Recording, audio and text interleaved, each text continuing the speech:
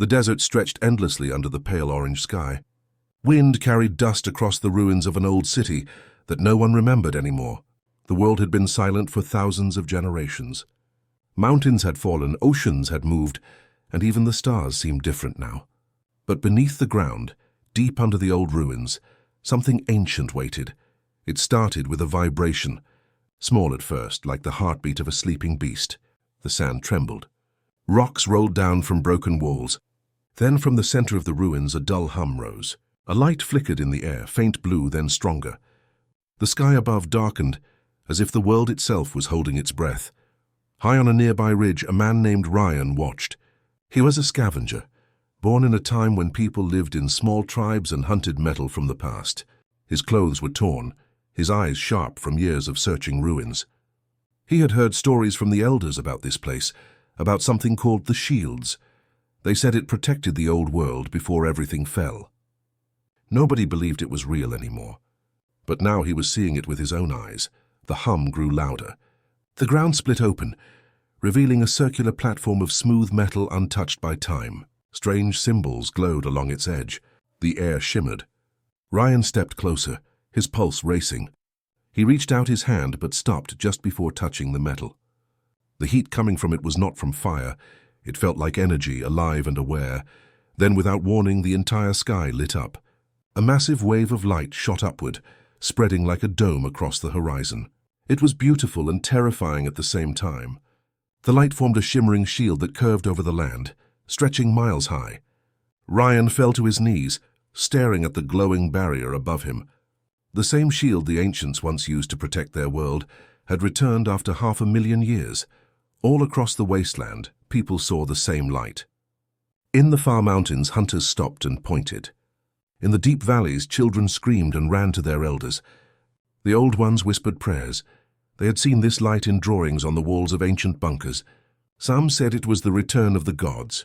Others feared it was the beginning of another end. Ryan, still staring at the shield, noticed something strange. Inside the glowing dome he could see movement. Shadows, figures walking near the center of the ruins. They were tall, too tall to be human, and they moved with strange grace. For a moment, he thought his eyes were playing tricks on him. But then one of the figures turned and looked directly at him. Even from far away, Ryan felt its gaze pierce through him, like it could see his soul. He stumbled back, his heart pounding. The humming sound had changed. It was now a rhythm, almost like a language repeating in waves. Ryan didn't understand the words, but he felt their meaning. Return, reconnect, awaken. The ground beneath him started to crack again. He ran to his vehicle, an old hover sled barely holding together. The engines coughed to life as he sped down the ridge. Behind him, the blue light kept growing, spreading across the old city like veins of fire. As he looked back one last time, he saw the figures forming a circle around the glowing platform. They raised their arms and a pillar of light shot into the clouds. The shield above began to pulse, each flash shaking the air. Then Ryan's radio crackled for the first time in his life. A voice spoke through the static, old and broken, but clear enough to hear. Reactivation complete. Shield protocol initiated. Human access detected. Ryan froze. The voice knew about him. It called him human, as if it wasn't. He didn't wait to hear more. He pushed the hover sled faster, sand whipping his face. But no matter how far he went, the glow followed him across the sky. The shields had returned, and something ancient had awakened with them. The world would never be the same again. And deep beneath the ruins, the true power that once saved humanity was opening its eyes once more. Ryan drove through the night, the engine of his hover sled roaring over the endless dunes. The sky still glowed faint blue behind him, the shield stretching high like a second horizon. Every few minutes a pulse of light rippled through the air, making the sand vibrate and the radio hiss with static. He didn't know where he was going, only that he had to get away from that city. Whatever had awakened there, it was beyond anything humans could understand.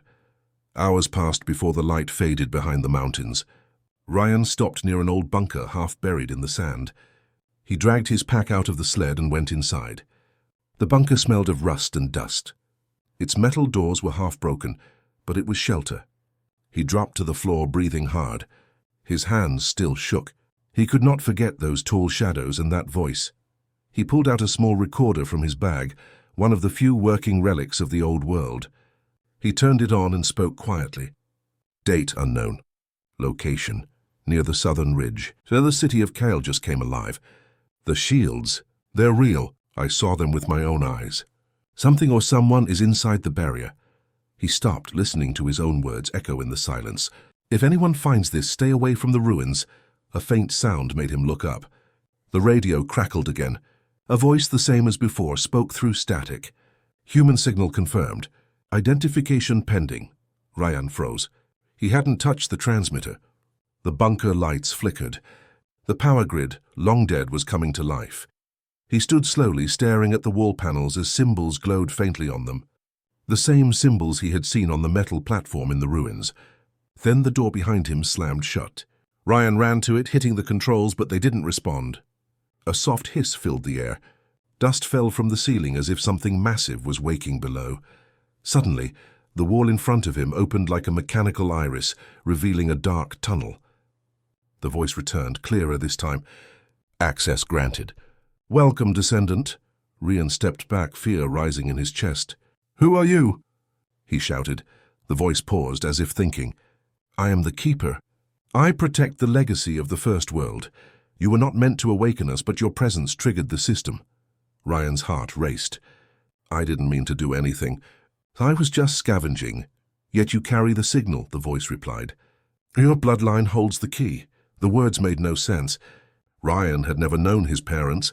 He had grown up among nomads who barely remembered their own pasts. You're wrong, he said. I don't have a key. Then why does the system recognize you? The light in the tunnel turned from blue to red. The ground shook. From deep below came a low rumble, like metal grinding on metal. The Keeper's voice faded into static. Then a new sound replaced it, footsteps, slow, heavy, echoing from the tunnel. Ryan grabbed his flashlight and pointed it forward. The beam cut through the dark. At first he saw nothing, only dust. Then a shape appeared. It was one of the tall figures from the ruins, now standing at the end of the tunnel.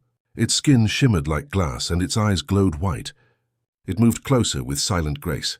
Ryan backed away. Stay back! He yelled, but his voice trembled. The figure stopped, tilting its head. When it spoke, its voice was deep and layered, as if many voices spoke at once. You are late, descendant of the Makers. The cycle has begun again. I don't understand, Ryan shouted. The figure raised its hand, and a burst of energy hit the floor between them, leaving a glowing mark. You will, it said. But first you must remember who you are. Before Ryan could respond, everything went black.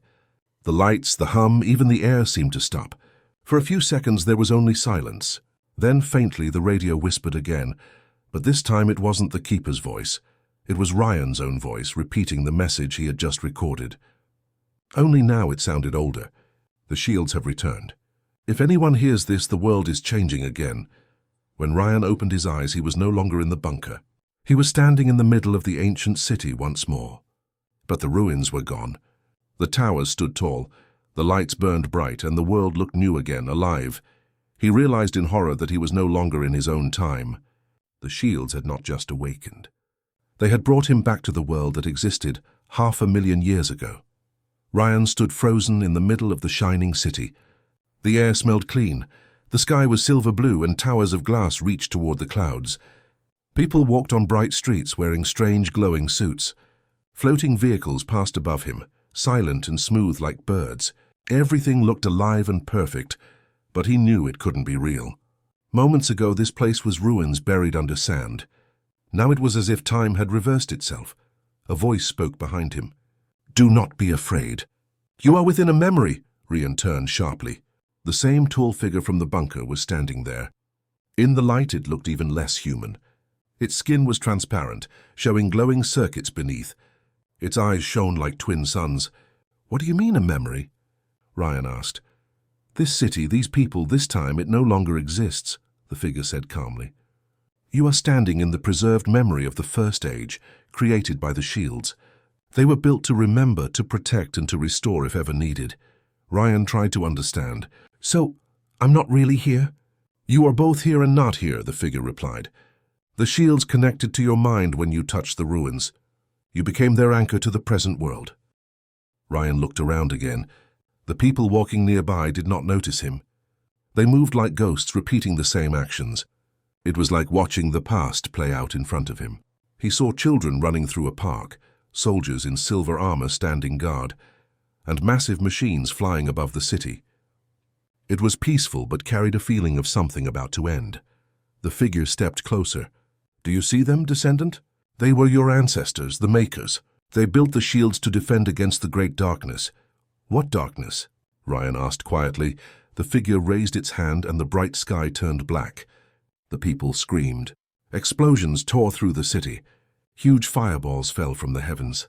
Ryan covered his head as the memory shifted into chaos. Machines fell from the sky. Buildings broke apart and waves of fire consumed everything. The sound was deafening. "The darkness," the figure said, its voice echoing through the destruction. "An enemy not of this world. It consumed stars, planets, and minds. The Makers fought it for centuries, but even their power was not enough. So they built the shields to protect what little remained." Ryan looked around in horror as the world burned. "Did they survive?" The figure shook its head slowly. "Only fragments. The shields held for a time, but the Makers vanished. Their technology slept beneath the earth, waiting for a signal to awaken. That signal was you." "Me?" Ryan stepped back. "I'm just a scavenger. I don't know anything about this." The figure's eyes dimmed slightly. "Blood carries memory, and memory carries command. You are the last echo of their bloodline. The system recognized you because you are their descendant." Ryan's thoughts spun. He didn't want to believe it, but everything that had happened, the voice, the symbols, the light, it all made sense now. "If I'm connected to the shields," he said slowly, "then why bring me here? What do you want from me?" "To finish what they could not," the figure replied. "The darkness stirs again. The energy readings from your world confirm it. The sky's silence is breaking." Before Ryan could respond, the ground beneath him cracked open. The city around him dissolved like smoke, replaced by the red glow of the desert night. He was back in his own time, lying on the sand where the ruins once stood. But the ruins were gone. In their place stood a single metallic spire, tall and pulsing with blue light. The radio in his pocket clicked on again. The keeper's voice returned, louder and sharper. "Memory sequence complete. Shield reactivation at 70%. Prepare for contact." Ryan pushed himself up. "Contact with what?" The voice didn't answer. Then he saw it. Far beyond the desert horizon, the sky flickered as if lightning was trapped inside the clouds. A dark shape moved within that storm, huge, slow, and unnatural. It blotted out the stars wherever it passed. A chill went through Ryan's spine. The figure had been right. The darkness wasn't just a story from the past. It was coming back. He stood alone in the sand, staring at the glowing spire and the dark storm in the distance. For the first time, he understood the truth. The shields had not awakened to protect the past. They had awakened to prepare for war. The storm grew larger every night. What began as faint lightning over the horizon now stretched across half the sky, glowing with strange red light. Every flash showed dark shapes moving within the clouds, like shadows of living creatures too massive to understand. Ryan had been traveling for days, heading toward the mountain sector where old bunkers still worked. The keeper's voice had gone silent since the night of the storm. The only thing left was a repeating message on his radio. Shield reactivation, 82%. Core alignment required. He didn't know what that meant, but he felt the world changing around him. The air itself was different. Magnetic storms rolled through the deserts, pulling metal objects from the ground. Broken machines came alive for a few seconds, flickering with ancient power before dying again. It was like the planet was remembering how to wake up. Ryan stopped by an old camp one night. The fire burned low as he sat beside his sled, staring at the glowing spire miles away. It pulsed once every few seconds like a heartbeat. He could feel it in his bones. A voice startled him from behind. "You've seen it too." Ryan turned quickly, grabbing his weapon. A woman stood a few feet away, covered in dust, wearing scavenger gear like his. Her eyes glowed faintly blue in the firelight. "Who are you?" Ryan asked. She raised her hands. "Easy, name's Lyra. You're the one they call Ryan, right? The man who woke the shields?" Ryan frowned. "How do you know that?" "Because everyone's talking about it," she said, stepping closer. "Across the wastelands, machines are waking up. Old signals are transmitting again. And the sky, look at it. They both looked up. The storm clouds twisted in strange patterns, forming spirals that moved against the wind. Lyra spoke again. You didn't just wake a defense system. You started something big, something ancient. Rian sighed. I didn't mean to. I was just scavenging. Doesn't matter now, she said quietly. The world's responding to you. Whatever bloodline you have, it's connected to them. Before Rian could ask what she meant, the radio on his sled buzzed again. This time it wasn't the Keeper's mechanical tone. It was a human voice. Attention survivors. This is Command Unit 12 of the Northern Outpost.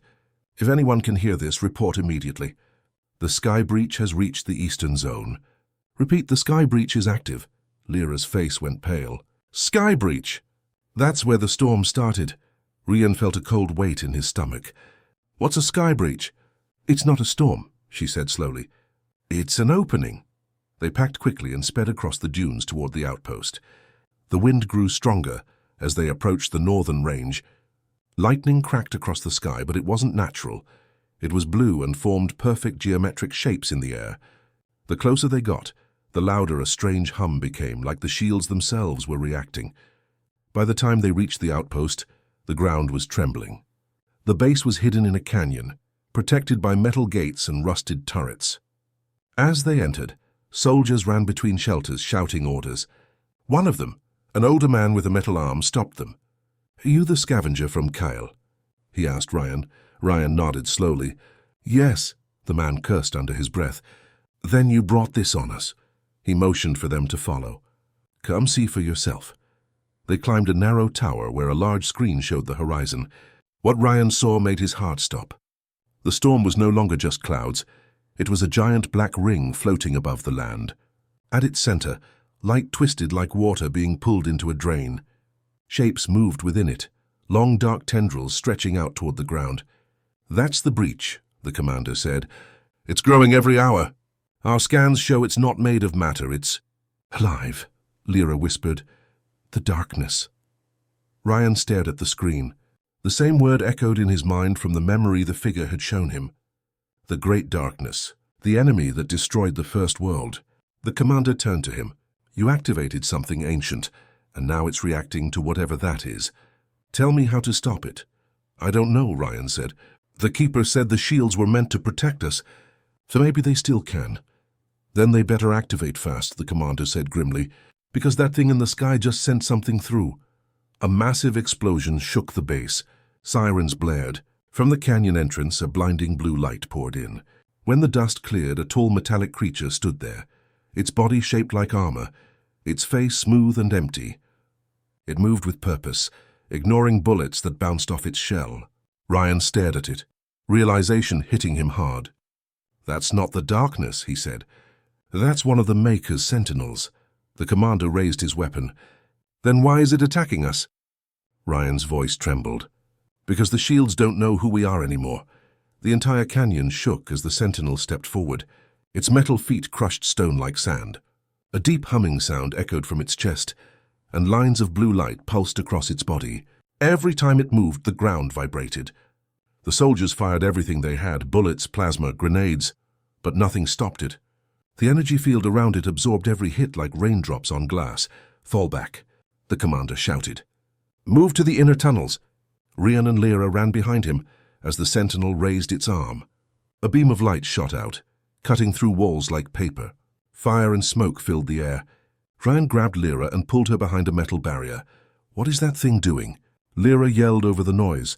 It's scanning, Rian said, watching the machine's eyes glow brighter. It's trying to identify us, and if it can't, then it'll erase us. They ran down a narrow tunnel leading deeper into the base. The commander sealed the bulkhead door behind them. The metal shook as the sentinel hit it from the other side. That door won't last, he said. We need to find a way out. Rian looked around. The tunnel was filled with old cables and half-broken terminals. One of the screens flickered to life, showing a faint blue logo, the same symbol Rian had seen on the platform in Kale's ruins. It's connected to the shields, Rian said quickly. He ran to the console and started pressing keys. The screen came alive, lines of old code flashing across it. Lyra stepped closer. Can you control it? I don't know, but maybe I can make it recognize us. The system responded with a cold synthetic voice. Unauthorized access detected. Identify genetic code. Ryan felt his pulse race. It's asking for DNA, he said. Lyra pulled out her small blade. Then give it what it wants, Ryan nodded. He pricked his finger and pressed the drop of blood onto the scanner plate. For a moment, nothing happened. Then the screen flashed white. Identity confirmed, the voice said. Bloodline link established. Designation prime descendant. Everyone in the tunnel froze. The commander turned to Ryan, disbelief on his face. Prime descendant? What does that mean? Before Ryan could answer, the voice spoke again. Warning! Sentinel units are in autonomous purge mode. Override available through Prime Command. That's you, Lyra said. You can stop it. Ryan took a deep breath and spoke clearly. Deactivate all Sentinel units. There was a long pause, then the voice replied, Command accepted. Outside, the pounding stopped. The tunnel went quiet except for the crackle of fire. The commander slowly unsealed the door. Smoke drifted in from the canyon. The sentinel stood motionless, its glowing eyes now dark. It had frozen mid-step like a statue. Lyra stared at it. You did it, Ryan didn't answer. He stepped closer to the console again. The screen now showed a map, a global display filled with blinking blue lights. Each light represented a shield reactor coming online. There were hundreds of them across the world. The voice spoke once more. Reactivation at 91%. Core alignment pending. Warning, breach expansion accelerating. The commander frowned.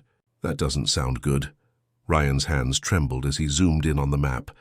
A large red circle was expanding near the northern zone, the location of the storm. The breach, he said quietly. It's growing faster than the shields can stabilize. Lyra pointed to the edge of the map. What's that? Far beyond the red circle, a new signal was blinking in green.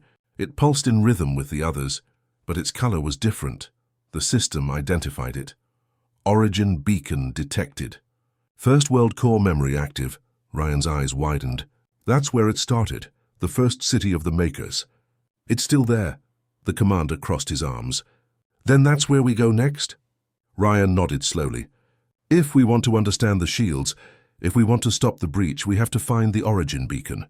Suddenly the radio crackled. A voice whispered through the static, weak but human. Ryan, the darkness knows you. It's looking for you, the transmission ended.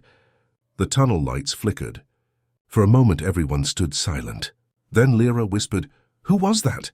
Ryan didn't know.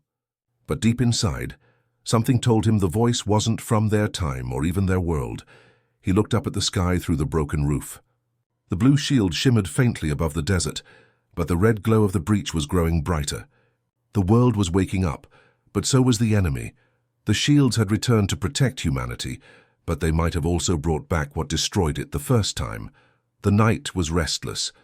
The stars flickered behind the blue shimmer of the shields, and the red glow of the breach burned brighter than the moon. Ryan, Lyra, and the commander prepared to leave the outpost before dawn. The air was filled with static, and every few minutes the ground trembled as if something deep beneath the planet was moving. They packed what they could onto 2 hover sleds and headed north toward the mountains, where the map showed the origin beacon. The land changed as they traveled. Old ruins rose from the sands like bones, metal towers half buried, glowing faintly with forgotten energy. The air buzzed with strange sounds. Sometimes the static on the radio sounded like whispers. Lyra looked back at the horizon. That breach is spreading faster, she said quietly. If it reaches the mountains, there'll be nowhere left to run. Ryan didn't reply. He was focused on the glowing mark on his arm. It had appeared after he used his blood to access the system. The mark pulsed faintly, the same rhythm as the shields. Every pulse sent a faint vibration through his body. The commander noticed. That thing on your arm, what is it? I don't know, Ryan said, but I think it's part of the connection. Maybe the shields are inside me now. They rode in silence for a while. Then Lyra said, Do you ever wonder what the Makers were really like? The ones who built all this? Ryan nodded. I saw them once. In a memory the shields showed me. They were like us, but more. Smarter, faster, united. But something destroyed them. The darkness, the commander grunted. And now it's back. If those geniuses couldn't stop it, what chance do we have? Ryan looked at the distant red sky. Maybe they left something behind that can. By the time they reached the mountains, the air was thick with energy. Lightning crawled through the clouds in strange shapes, perfect spirals and symbols that glowed for seconds before fading. The mountain path was narrow and lined with dark stone towers that hummed softly as they passed. It felt like the mountains themselves were alive. Finally, they reached a massive metal gate built into the rock. The symbols on it matched those from the old city. Ryan stepped forward and touched the surface. The gate responded instantly, glowing with soft blue light. A voice spoke from within the mountain. Prime Descendant verified. Access to the origin granted. The doors slid open with a deep rumble. Inside was a vast cavern filled with strange structures, machines, spheres of light, and tall columns that reached into the shadows above. The entire place seemed untouched by time. Lyra whispered, "It's still alive." They stepped inside. The walls were covered in markings that shifted like living code. At the center of the cavern stood a giant crystal-like structure, glowing white. It pulsed slowly, almost like it was breathing. Ryan approached it. The mark on his arm burned brighter. As he touched the surface, a shock ran through him. His mind filled with images, worlds burning, stars collapsing, and vast black shapes devouring planets. Then he saw something else, a massive structure floating in space built by the makers, a weapon or maybe a lifeboat. When the vision faded, he fell to his knees. "They built something to fight the darkness," he said weakly. "A weapon, or a last defense." But it failed. The commander looked around. "Then why is this place still here?" "Because the makers left a choice," said a familiar voice. They turned. The keeper stood near the entrance, glowing faintly, its tall form unchanged. "You survived," Ryan said. "I am not alive as you understand it," the keeper replied. "I am part of the system. When you reactivated the shields, you reactivated me. What is this place?" Lyra asked. "The Origin Beacon," the keeper said. "It holds the last command of the makers. It was never meant to awaken unless a Prime Descendant appeared again." Ryan looked up at the glowing crystal. "What command?" "To restart the war engine," the keeper said. "The only weapon that ever hurt the darkness." The commander frowned. "Then do it." "Turn it on." The keeper's eyes glowed brighter. "The war engine cannot be activated without full human authorization. The Prime Descendant must make the choice. Once started, it cannot be stopped. It will burn everything to destroy the darkness." Ryan's voice was quiet. "Everything?" "Yes," the keeper said. "Even what remains of this world." The chamber went silent. Only the hum of machines filled the air. Lyra stepped closer to Ryan. "If we don't stop the darkness, we all die anyway," she said softly. "Maybe this is the only way." Ryan looked at his arm, at the mark glowing brighter now than ever. He felt the weight of the decision pressing down on him. Before he could speak, the ground shook violently. Dust rained from the ceiling. The walls flashed red. "Warning," the keeper said. "The breach has reached the shield perimeter. The darkness has entered the atmosphere." They ran to the entrance. Outside, the sky was no longer red, it was black. Shapes moved within the clouds, massive and formless. The air felt heavy and alive. Lyra whispered, "It's here." Ryan stared up at the dark horizon. The time for choices was running out. The mountains trembled like the planet itself was afraid. The black clouds of the darkness spread faster than the wind, swallowing the red sky until nothing was left but shifting shadows. Bolts of blue energy from the shields fired into the storm, but they vanished like sparks in the sea. The world's final defense was failing. Inside the origin chamber, alarms echoed through the walls. Ryan, Lyra, and the commander ran back toward the glowing crystal. The keeper's voice filled the air, calm but urgent. "The breach has expanded beyond the northern hemisphere. Global shield integrity at 32%. Immediate action required." Ryan's mind raced. He looked up at the war engine core. Massive, silent, waiting for a command. "If I start it," he said, "it could destroy everything." The commander shouted over the rising hum of machines, "If you don't, there won't be anything left to destroy." The ground split as a section of the mountain collapsed outside. They could see the black clouds twisting downward, forming long tendrils that touched the earth. Wherever they landed, the ground melted and turned into glass. Ryan's arm burned again. The mark glowed brighter, spreading up to his shoulder. He could feel the power of the shields inside him, pulsing with energy. His vision flickered. One moment he was in the mountain, The next he saw flashes of the past, the makers activating the same weapon, their faces filled with both hope and fear. He understood now. The war engine wasn't just a weapon, it was alive. It needed a human will to control it. That's why the makers tied it to their bloodline. That's why it recognized him. Lyra grabbed his arm.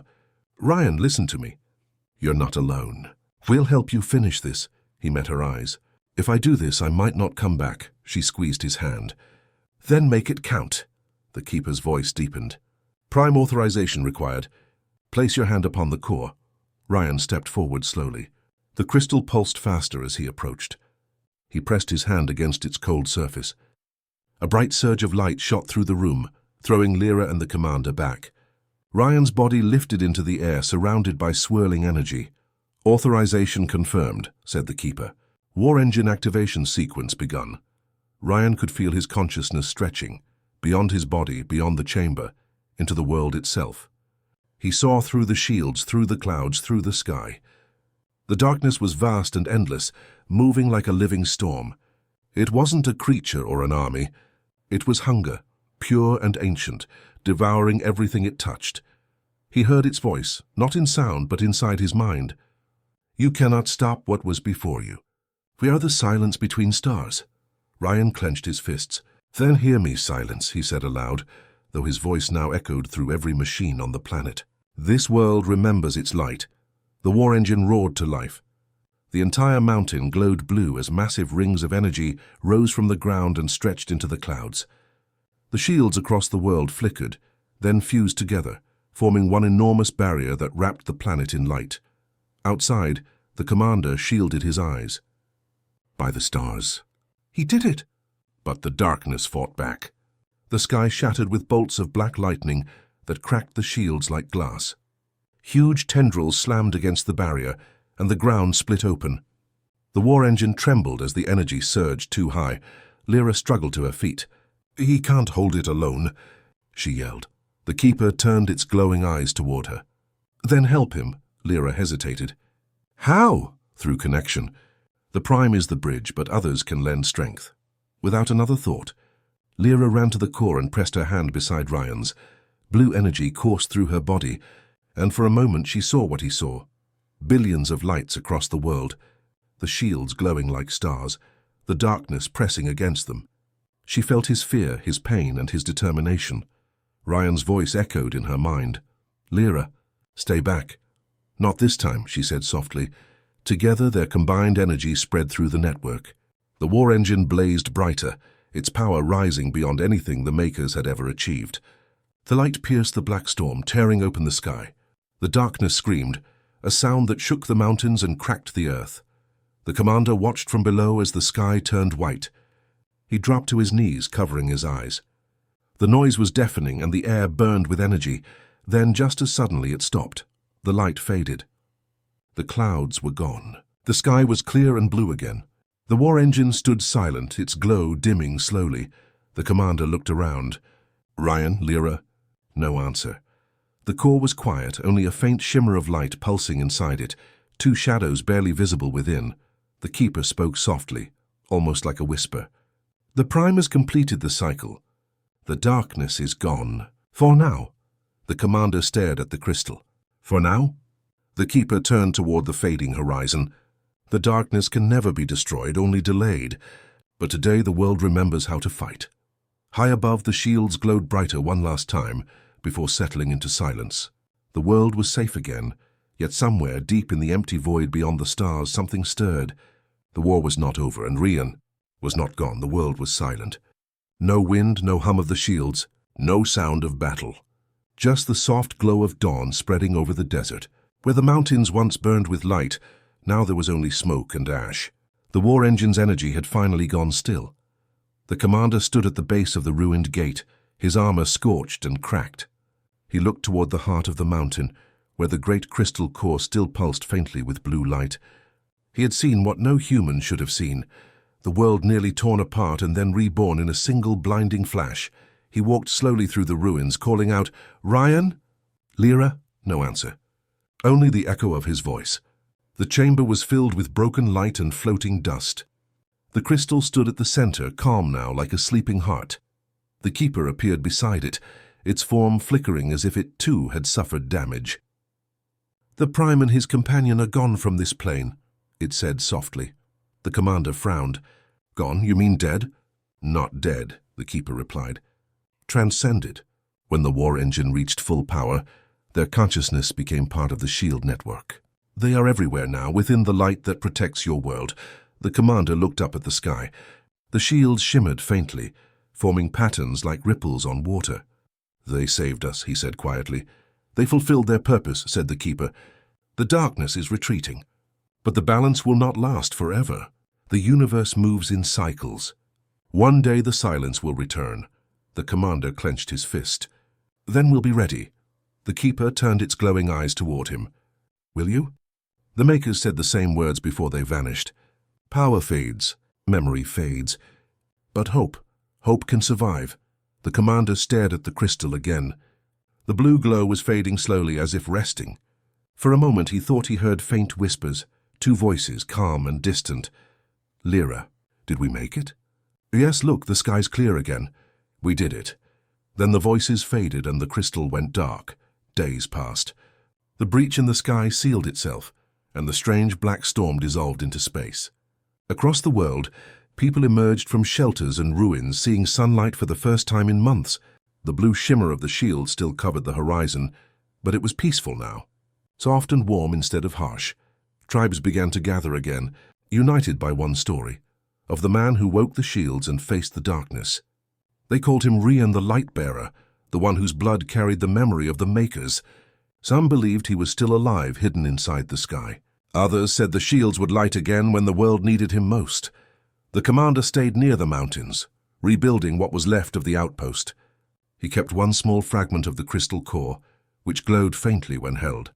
Every night he sat by the fire and spoke quietly to it, like talking to an old friend. "Wherever you are," he said one night, looking up at the stars, "we'll keep fighting.